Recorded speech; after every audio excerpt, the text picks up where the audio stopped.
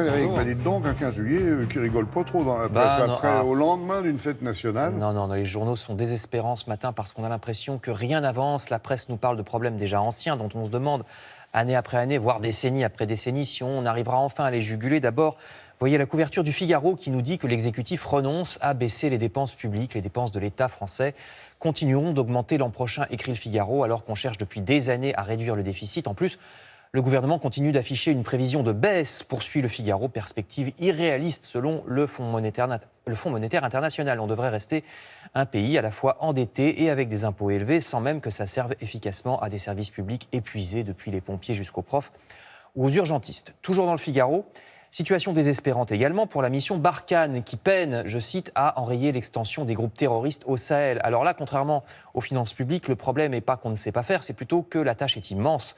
Depuis 5 ans, cette opération militaire française ressemble à une équation impossible. Je cite, « Il est impensable qu'elle s'en aille, parce que, nous dit l'article, dans ce cas, ces pays s'effondreraient sous le terrorisme, avec ensuite des phénomènes d'émigration encore plus incontrôlables », écrit le Figaro. D'autant plus qu'au terrorisme islamique s'ajoutent dans cette partie de l'Afrique des conflits de longue date entre les différentes communautés. Le journal remarque aussi que certains hommes politiques africains jouent avec le feu en rejetant la responsabilité sur la France dès qu'il y a un problème dans leur pays, alors qu'ils savent très bien ce qui se passerait si les militaires français s'en allaient, écrit le Figaro. Alors je passe maintenant au rayon des incivilités, petites ou grandes. Là aussi, on a l'impression de ne pas avancer année après année. Les journaux, comme ici le Parisien, on vient d'en parler, nous rappellent que pendant l'été, il ne faut pas faire de barbecue ni même allumer une cigarette dans les bois à cause du risque d'incendie de forêt. Évidemment. Le même journal se désole aussi qu'année après année, on est toujours les mêmes violences dans certaines banlieues, ici dans l'Essonne, avec même des tirs de mortier contre les forces de l'ordre. Ah oui, on a changé de... Voilà, de registre, oui. Ouais. Et des incendies de voitures allumés exprès pour attirer les pompiers dans un piège, je cite le Parisien. Et puis, pour ce qui est cette fois des petites incivilités, vous trouverez dans Libération un article sur la SNCF qui n'arrive pas à lutter contre les passagers qui pissent n'importe où dans les recoins des gares, ça s'appelle comme ça. On sait que dans nos villes, ce n'est hélas pas limité aux gares. Alors là, contrairement au sujet précédent, le journal remarque que ce n'est pas seulement les usagers qui sont coupables, mais aussi l'administration, parce qu'on a vu les toilettes publiques disparaître année après année dans nos villes et qu'au bout d'un moment, il faut y aller. Je termine avec une page environnement tout aussi désespérante. Libération.fr nous apprend que des espèces d'oiseaux menacés pourraient bientôt être autorisées à la chasse en France, comme la tourterelle des bois. Oui, c'est malin.